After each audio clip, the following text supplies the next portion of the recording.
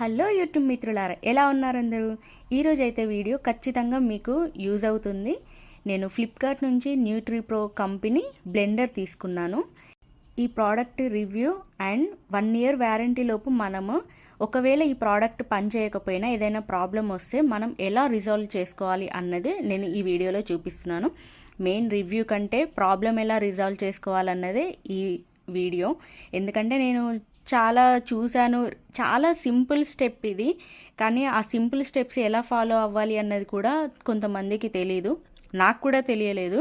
నేను సెర్చ్ చేస్తుంటే ఏం చేయాలి ప్రోడక్ట్ 1 ఇయర్ వ్యాలిడిటీ అయిపోతుంది, మొత్తం వేస్ట్ అయిపోతుంది అని నేను చాలా వెతికితే నాకు అప్పుడు ఒక చిన్న సొల్యూషన్ దొరికింది. దాంతో నాకు కొత్త ప్రోడక్ట్ వచ్చింది, రీప్లేస్మెంట్ లాగా వచ్చింది. టిప్ ఏంటి, ఏం ఫాలో అవ్వాలి, ఒకవేళ ఇలాంటి ప్రాబ్లం వస్తే మీరు ఏం చేయాలి, ఫ్లిప్కార్ట్ వాళ్ళది